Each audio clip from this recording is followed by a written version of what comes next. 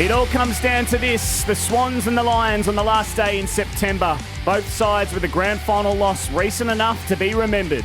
The Swans, the best side in it all season with a midfield to be desired. The Lions started slow, but their last 4 months has been inspired. Big names stand up in big moments to etch their names in grand final history. Think Stuart Dew and Tom Boyd, Still Sidebottom, and the bearded Mel Chesky.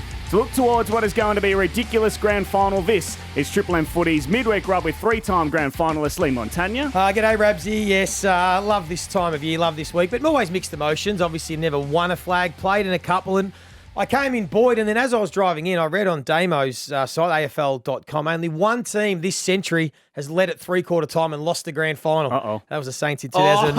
I did not know that stat, and I was like, oh, my God. So there you go. It's flattened me a little bit. Well, a man who has won a premiership for the Pies. He is their premiership hero, Daisy Thomas. Yes, thank you. I think I'm still the only man to average 28.5 and a goal in a win, a loss and a draw. But look, it's an amazing week to roll those stats out. I'm very excited. We've got the two best sides all year, arguably, in the grand final. Just the best week to be in Melbourne. And the only man left at Channel 9, Damien Barrett. A little bit going on in my TV place of employment, isn't there? So actually, just before I go, last time I was on air with you, Days, that was reasonably hostile too, wasn't it? Well, last yeah, Friday that was night a good bit of fun on Friday night. Yeah, we stepped straight into the Friday huddle, Daisy. I had an exclusive story that wasn't that exclusive by the time we went to air, and we had a good bit of fun around it, I thought. Did you enjoy it? I enjoyed it. I love the theatre of this sort of stuff, and a lot of people don't understand that it's not genuine hatred towards anyone. It's just a bit of fun. You know, it's all about the theatre and creating this stuff. A bit like what's going on at 9 at the minute. Congratulations on your new signing at 7. I can't wait to be working with you next year. It's got no mates left. What's going on with you at Channel 9? Well, they've all gone. They've all jumped ship. Where do we want to go with They're it, all boys? Daisy's I'm mates happy now. to tell you what I know. So do you want to fire away, or do you want me to volunteer stuff? Or Is what do you it a want to little bit of it's not you, it's me? Like, is everyone leaving to get away from you? Well, I hadn't thought of that, but maybe it is. I felt for Lordo last night. Is he still there? Well, apparently, yeah, and I think he is. And So I missed Footy Classified last night. So who was there? Hutchie, Caro, Kane. They would have, because they would have addressed it off the top, wouldn't they? As you know, I mean, you've got two of the most fearless media operators we've ever seen. Self-proclaimed In Hutchie and Lloydie. in Corn and Caro at least. Yeah, Sorry. So let's go with Corn and Caro. The people who go for the hard ball and love the hard ball get. I saw them running away from the hard ball last night. In that I didn't see them address it. Caro didn't even just ignored the say topic, anything. didn't they? I didn't catch it. So what did you go with? You were just probing about what's happening, how... Well, I wasn't on last night. I'm on the Wednesday classified. Yep, Yeah. But I just expected, given that the news of the last 48 hours involved Caro and Corn, and there was no referencing of it. And then even Caro through to this weird situation with Bailey Smith about being seen with Geelong people recently, and the observations here. So what's your view on Bailey Smith watching the game with the Geelong camp? It didn't go down too well with the Western Bulldogs when this photo appeared on social media. There's Bailey Smith. There's obviously Tom Hawkins in the background. There's no formal deal yet, we know, between Bailey Smith and Geelong, but it was unusual to me. So there was an opportunity for someone there to throw and insert the word Bailey Smith with Caro and ask her the same questions about her situation, isn't it? That is a bit ironic, a bit hypocritical. But so are you going to jump ship as well? Are you going to go to 7 don't and join believe Daisy? so, Joe. Look, again, all... this broadcast media, you know that you can't take anything for granted, but I will be at 9 as far as I know. Is there an opportunity now for me to white ant 7 and come across to 9 on big bucks because of all the cash that's freed up? Well, what I and did as you do, know and now through we're my talking footy on career, air, Damo, I will leave for cash if it's required. Well, now, what we do on Triple M, when we do talk about this stuff, other platforms don't they? But let's have this on air. I threw your name up when I was asked the other day about one of the vacancies that are clearly now in existence at Channel 9, but I think you're going through the stratosphere with your career at the moment at 7, and you probably wouldn't want to come across, would you? Well, I also, and again, like if you look at my footballing career, there is a chance to come across for big cash, but if you do the deep dive and the delve, I could take Channel 9 down like I did Carlton. So maybe that probably is, maybe for the sake of everyone, it may be better that I stay. But I also did hear your name being thrown around in a meeting I had at 7 the other week. Oh, did you? Yes. Gee whiz. So there's still a bit to play out here, I believe. Oh, there probably is. But as far as I can tell, without ever taking anything for granted in media, I will be at the dots. And I tell you, his eyes lit up, our man Nathan Brown. Maybe there's a hosting opportunity at Channel 9 now with everyone jumping ship. Brownie might be hosting Footy Classified next year. With the mixtape he's got out in the marketplace, and who wants it? He might have to send it back to Channel 90 show reel. Just on Caro, though, did we find it hypocritical to to be talking about Bailey Smith in Not a at period all, of time mate. where she is working for It's a perfect. station that she's not going to be at? Channel 7, she's great talent. You know, it's perfect. Oh, There's no- you changed over. Yeah, and you know what? Suck it up to I've got Kane and lunch now this Caro. afternoon with Caro and Kane. I look forward to it. It's going to be great fun. I can see you hanging out with Carol and Kane all next year. It's What going are to be you fun. doing, by the way? I'm Are you implicated? No, Are you embroiled? No, I can't leave Kingy, so we're Do you get a we're laptop tight as, next year? I'm going to ask for a laptop. That's why you can't leave, because everyone knows that you know what's on King's laptop. We're going to dissect the huge grand final, which Daisy is a part of for Channel 7 later on in the podcast. Van Ickham or Fugazi to come as well. But up next, Damo, it is your news, and it wouldn't be a grand final week without an injury story. This is Triple M Footy's Midweek Rub. Final midweek rub of the season. Grand final predictions still to come, and Fed Income or Fugazi. But right now, Damo, it's time for some news. Let's head to the Swans. Callum Mills, is he any chance you think to play this week? Need to timecode this, Rabsy, as we sometimes do, because it's 11:03 as we are talking on this particular Wednesday, and this will unfold during the course of the day. The fitness test that the Swans are going to put him through, by all reports, was going to be behind closed doors today, so no cameras in on it, but they will, we believe, and have given the indication, make their decision today on the back of how he gets through that particular situation. Just the background for him, missed the first 16, 17, 18 games because of the shoulder injury sustained in a Mad Monday incident. Came back into the team, was working into some form, but then had an ordinary, it must be said, qualifying final where he did inflict the hamstring damage, which is the problem he's got right now. Guys, I've just got a theory that John Longmire all year has been removing distractions as they come in front of him, and I still feel, even though he's got a chance through this fitness test, Callum Mills, to get into the team, that this is a distraction that he can actually control at the moment and won't select him to play. That's just my view on it. Yeah. Look, it's a big call. I do think they'll err on the side of caution. They don't need to take any risks. They're not in that situation where sometimes in a grand final, depending on the player or how you feel, a bit like Carlton a little bit in the first final, you might have to take risks. But in this situation, the way Sydney have been going, I don't think you need to take a risk. But we'll find out more today. So he's going to have to train flat out and actually risk ripping it again to try and prove that he's available. I had something similar in 2004, my third year. I injured my hammy the last game of the season, and to try and make my case for a spot in the prelim, I had to train flat out during the week and re-injured it, basically, which basically ruled me out of that prelim against Port in 04. So I understand what he will go through. For his sake, hopefully he gets through, and then if he wants the coaches to have to make a tough call, I just find it hard to see him getting picked. Was it Sam Reid they went in with underdone in the Geelong final, which backfired pretty quickly? 2022 it was Sam Reid, and he was gone by quarter time, basically, and I think he was subbed out at halftime. And then if you want to go back days, and this is all part of the thought processes around John Longmire, in 2016 it was Callum Mills' first year, the year he made the Rising Star Award at the AFL, and he took a hamstring problem into that game. He was okay, but it wasn't at his best. And then equally in the same game, Jared McVeigh played with a damaged calf and wasn't at his best. So they're the Phil Davis, remember a couple of years ago for the Giants? He was doing a warm-up fitness test pre-game with a calf injury. He wasn't right. But then you hear stories of Stephen May getting through a grand final with a 12-centimetre tear in the hammy, and different role, I suppose, at fullback. So there's always stories, but it's a tough one. When you're talking distraction, though, I think even if he gets through training today and has to go at 100% and prove it that way, I reckon the next couple of days will tell just as big a story. Because if you go 100% today, you've played 7 games of footy throughout the year, you don't have the base of seasoned players from the year. So you're still prone, I think, to pulling up sore. And the chance that then your captain's run or whatever, you might not be at your best.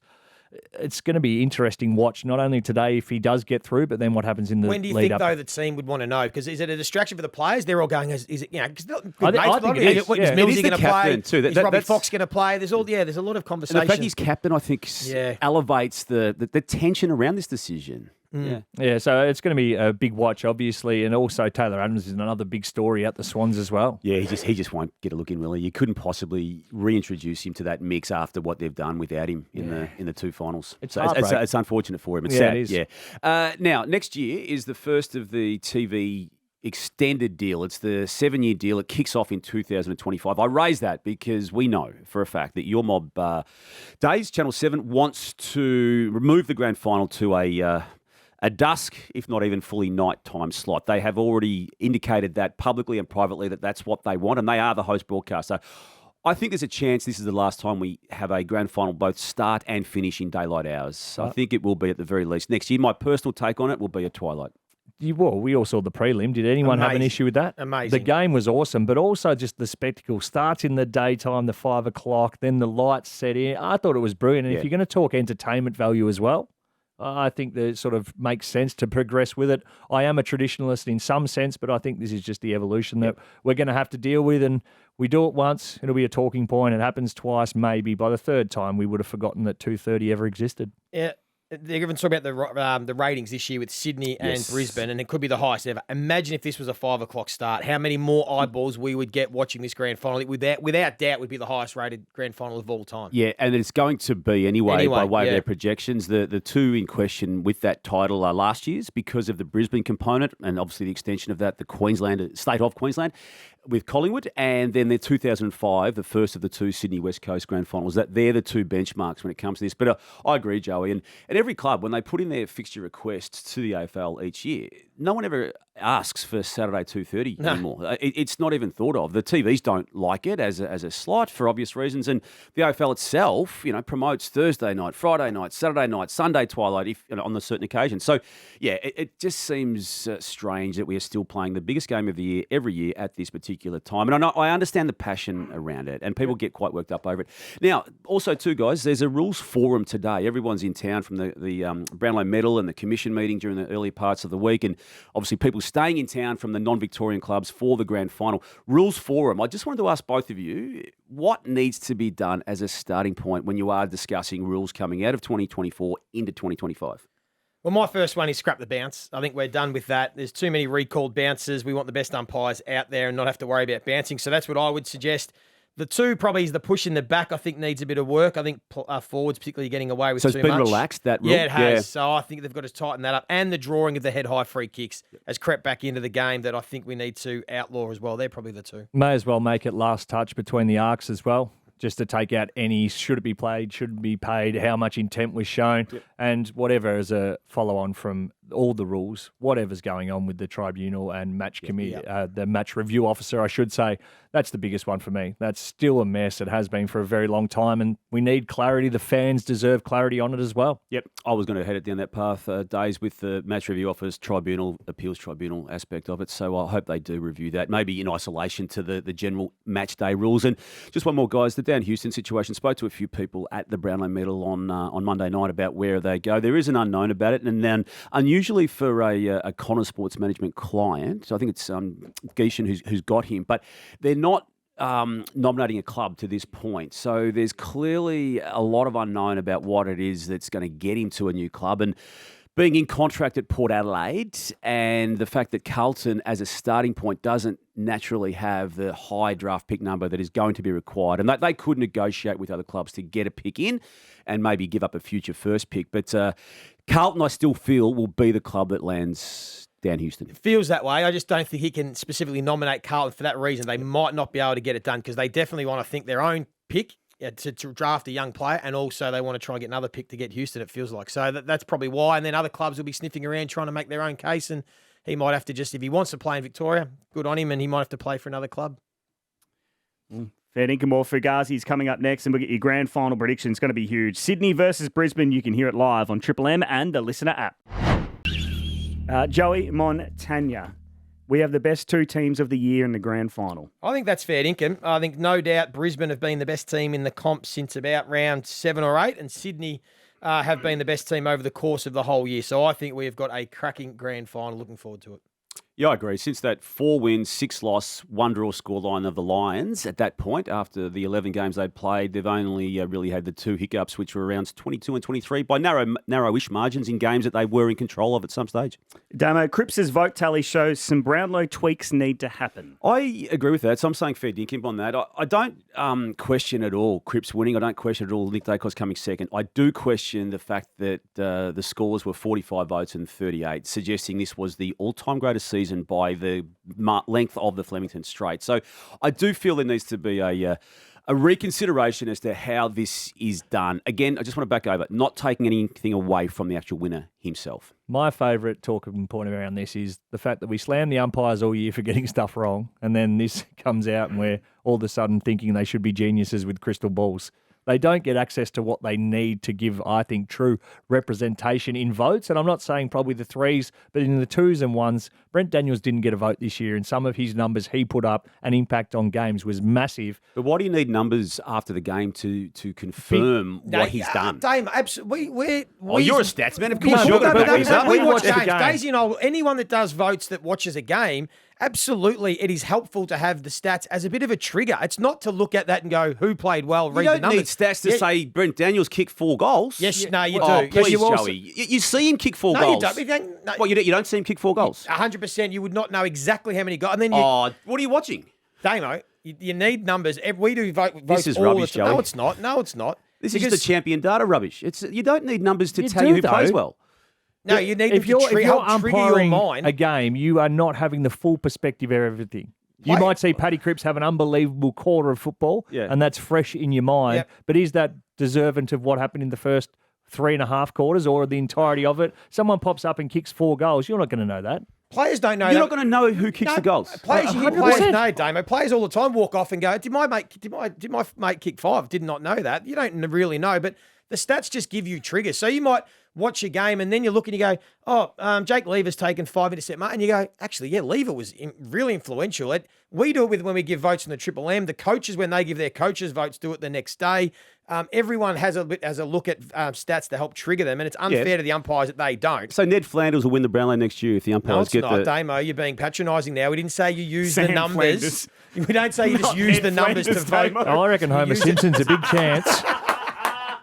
Well, he gets 50 touches most Yeah. games. And he has Chief 50 Wiggins on the donuts. wing. No, they need help. They need the numbers to help just give them, as Daisy said, just to help give them some idea, to trigger some other If it becomes a champion data No, it award like doesn't. you would like it to be, Joey, No, it's it's not. lost it. Okay, well then that's fair enough. Daisy, fair dinkum, Fugazi, Damo and Joey need to start throwing them. No way. By the way, What's happened Can here? we Like- scrap this whole ridiculous thing that someone other than the umpire should give the votes? Because Yes. then it's no longer the Brownlow medal. Oh, what do you Then it's mean, just mate? a We're We're back Lever together, award. Joey. I'm with you, mate. Like, what do It you has to be mean? umpires. We need to scrap the umpires. This is bullshit. Shut up. And Damo, I agree with you. The stats are rubbish. And Joey, I agree with you. They need the stats. See?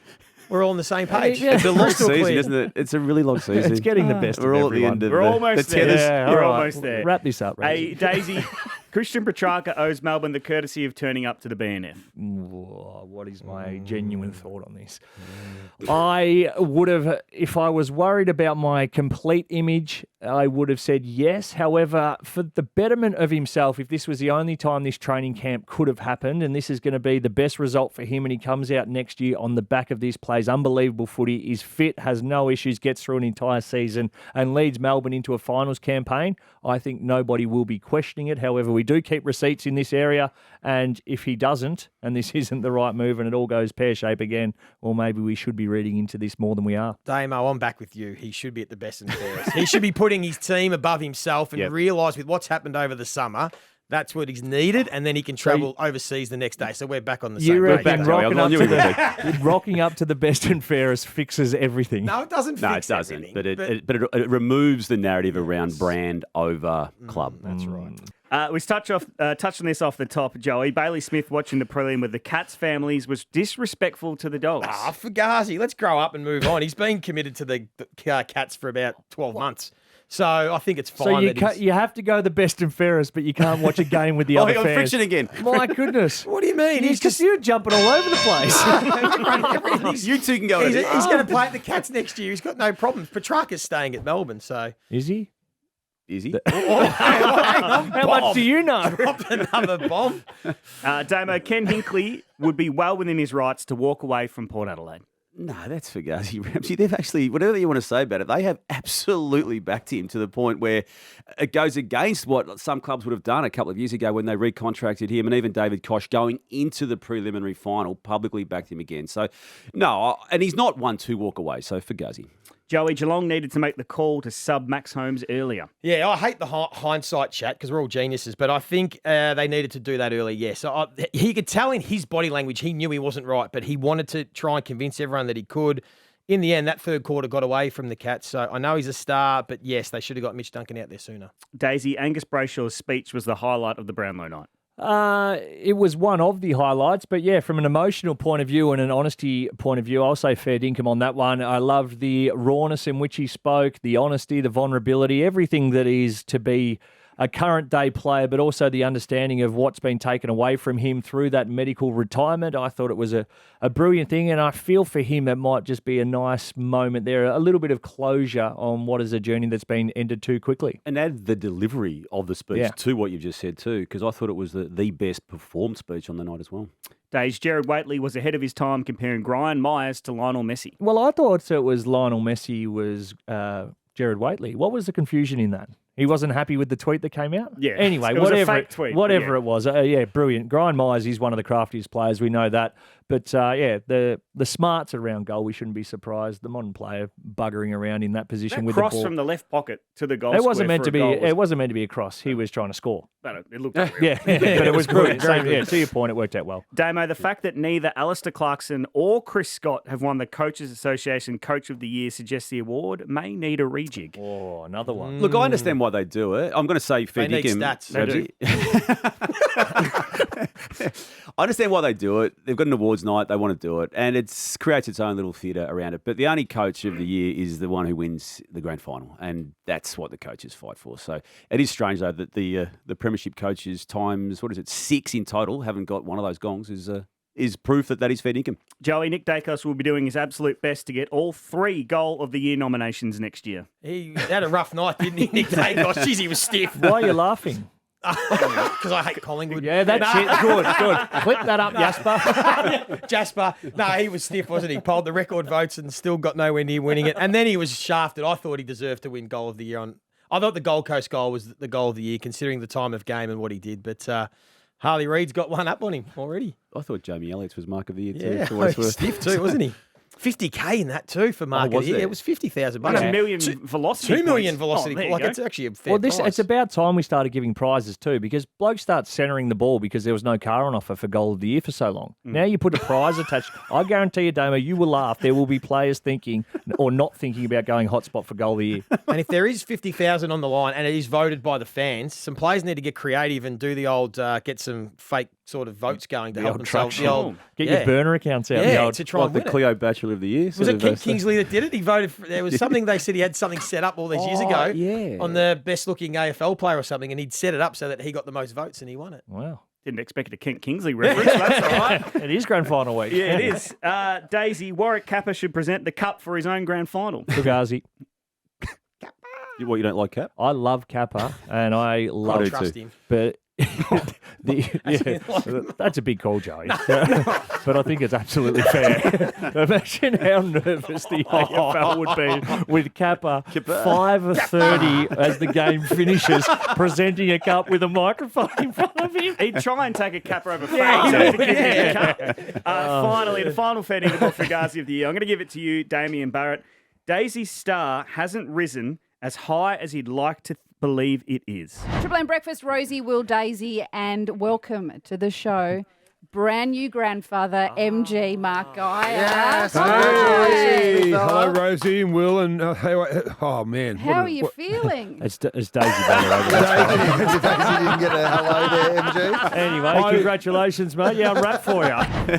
I didn't know where you were going with that, but that is absolutely fair dinkum. I thought it was in the reaches of the planets this year after the magnificent work on radio and TV. But sniffers, bloody, it's stupid But MG game doesn't You know need regulation. to who you get are. your You've gotta- eyeballs into the New South Wales Yeah. market. They need to know who Dale Thomas is. Sydney Grand Final this weekend. Look out, MG. You'll know. Well, speaking of that grand final, we're going to get your Norm Smith tips and your game predictions next. This is Triple M Footy's Midweek Rub. Joey, Daisy and Damo. Thanks to BWS for sponsoring the show all year, and thanks to the production staff out there, Rudy Beersy and Jasper, for all your work you've done this year as well, and Kate McCarthy for putting her hand up as well. Chriso? And Chriso. This is Triple M Footy's Midweek Grub. Joey, Damo, and... What's his name Daisy. again? No, that's what MG calls. That's our nickname for each other. Righto. So the grand final kicks off on Saturday. The two best sides in it, the Swans versus the Lions. Triple MCG, 2:30. Damo's favourite time for the game to start. Joey, how do you see this game going? Well, look, it can go either way, to be honest. I know that sounds silly, but both these teams, I think, play quite similar. They will want to control the ball.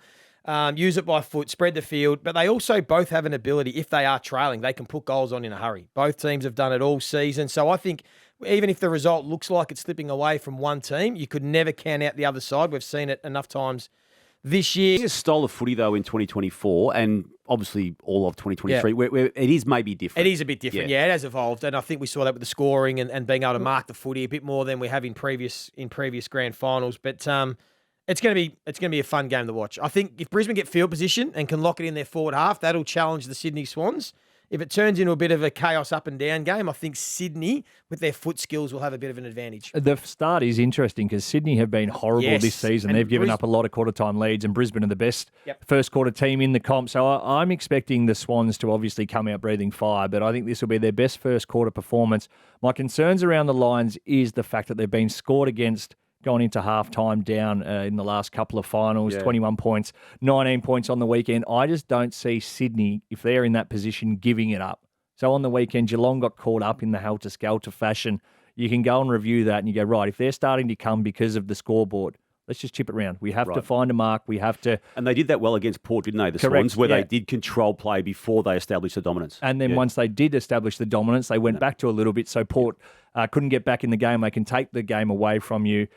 Brisbane, yes, for all the reasons Joey said, and they've got a few more X factors, I think, in the forward line with different ways to hurt you, but I'm still leaning towards the Swans. Yeah, I am too. Had Oscar McInerney been available, though, I feel it would have been a harder conversation to have. And it's one thing, isn't it, to cover for a ruckman who goes down within a game, than it is to then prepare for the biggest game of some lives without him. So obviously Joe Danaher covered magnificently last week, just stepping in to do the role, and he will be required to do so again for Darcy Fort on the weekend. But to go into this game without the man who has been as crucial as any Brisbane Lion to get them there, to me, that is going to be something that impacts adversely at some stage of this game. Put your Chris Fagan hat on. Who are you tagging? So this is why I'm leaning towards Brisbane. I think they have the matchups that can control Sydney's match winners. I really think they've only got four. The big three and Tom Papley. I think Starcevic can put Papley away, which Starcevic has done to most of the small forwards all year.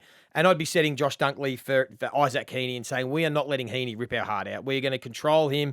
If that's the case, I think Brisbane have a much wider spread of match winners. They can all, Charlie Cameron could bob up, Bailey and Rayner, the midfielders. I think Harris Andrews gets a matchup that he likes. I don't think Harris Andrews is going to be too threatened by an Amadi or a McLean or McDonald.